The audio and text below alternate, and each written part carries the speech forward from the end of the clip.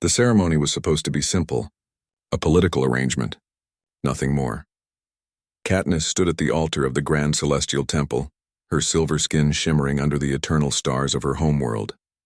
As a princess of the Etherean Empire, beings who had transcended mortality 3 millennia ago, she had been raised to believe her kind were the closest thing to gods in the known universe. They manipulated matter with thought, crossed dimensions with ease, and had conquered death itself. And yet here she was, marrying a human to prevent a war. Neo walked toward her with measured steps, his simple black suit a stark contrast to the flowing luminescent robes of the Etherean nobility. He was unremarkable by galactic standards. No telepathy, no energy manipulation, just flesh and blood and a lifespan that would flicker out in barely a century. His dark hair was slightly unkempt, and his brown eyes carried something Katniss couldn't quite identify. Not fear, not awe, curiosity. "Your Highness," he said, bowing slightly. His voice was calm, almost casual. "Let us proceed," Katniss replied coldly. This marriage would bind their civilizations in peace. The humans would gain protection under Etherean law, and her people would gain access to the mineral-rich systems humans had stubbornly colonized. A fair exchange. She expected him to be intimidated. Most species were, but as Neo took her hand, his skin warm, so oddly warm, he smiled. "You know, where I come from, marriages usually involve getting to know each other first." Katniss felt her luminescence flicker in annoyance. "This is not that kind of marriage." "Sure," he said, still smiling. "But we've got time." The first month was torture. Neo insisted on living in the residential wing rather than taking a separate estate as protocol suggested. He asked endless questions about Etherean culture, technology, and history. He cooked strange human meals in their shared quarters, pasta, curry, tacos, filling, the air with smells that somehow made her energy form react in ways she didn't understand hunger. She hadn't felt hunger in 1,000 years. "Why do you eat that?" she asked one evening, watching him devour something he called a burger. "Because it's delicious," Neo replied, offering her a piece. "Want to try?" "I don't require sustenance." "That's not what I asked."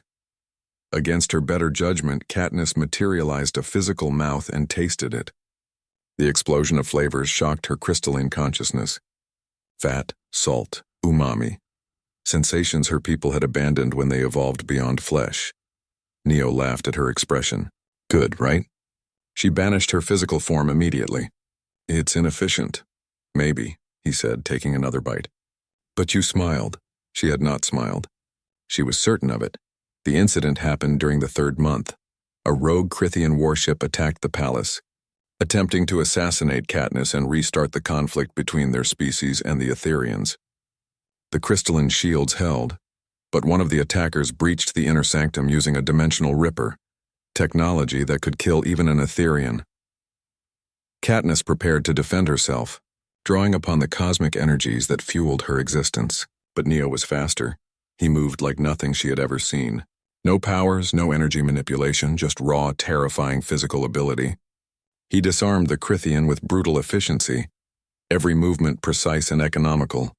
When a second attacker appeared, Neo used the environment itself, a reflection, a shadow, a moment of distraction, to turn their own weapon against them. It was over in seconds. Katniss stared at her husband, her consciousness rippling with shock. "How did you—" "Humans don't have powers," Neo said, breathing hard, a cut bleeding on his cheek. "So we got really, really good at not needing them." For the first time, Katniss accessed the restricted files about humanity. What she found made her crystalline form destabilize in horror. Humans had survived an ice age with nothing but animal skins. They had hunted creatures 10 times their size with sharpened sticks. When their own planet tried to kill them with diseases, they had weaponized those same diseases against each other, then developed immunity.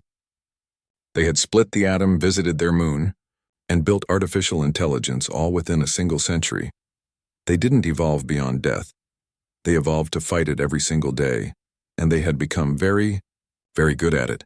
"Why didn't you tell me?" Katniss asked that night, her form flickering between corporeal and energy states. Neo sat on the edge of their bed, cleaning the wound on his face. "Tell you what your species is, what you're capable of," he shrugged. "Would you have believed me?" Or would you have just seen another primitive species to be managed? She had no answer. Neo stood and walked to the window, looking out at the eternal cosmos. My people don't live forever, Katniss. We don't manipulate matter or cross dimensions. But we're stubborn. We adapt, we survive. And when we care about something, really care, we don't give up, ever. He turned to look at her, and for the first time, Katniss saw what had been in his eyes all along. Determination. The kind that had carried humanity from caves to the stars. I didn't marry you for politics, Neo said quietly. I married you because I thought maybe, just maybe, I could build something real with you. Even if it takes my whole lifetime to convince you. Katniss felt something crack in her immortal consciousness. A warmth that had nothing to do with thermal energy. You're insane, she whispered. Yeah, Neo agreed, smiling that infuriating smile. It's kind of a human thing. Years later, when the Galactic Council asked Katniss why the Etherian Empire had fully allied with humanity, granting them technology and resources no other species had received, she thought about that moment. She thought about Neo teaching their hybrid daughter to ride a bicycle, insisting that scraped knees built character. She thought about him aging gradually while she remained unchanged, and how he only laughed when she worried. She thought about the garden he'd built in their quarters, growing actual plants because life should be messy and beautiful. She thought about how humanity's greatest weapon wasn't their adaptability or their stubbornness, it was their ability to make even gods remember what it meant to be alive, because Katniss told the council, her luminescence flickering with something very much like joy. Even we have something to learn from those who refuse to give up on living. And somewhere in their quarters, Neo was probably burning dinner again, completely unbothered by the fact that he had somehow conquered an empire without firing a single shot. That, Katniss had learned, was the most human thing of all. ND.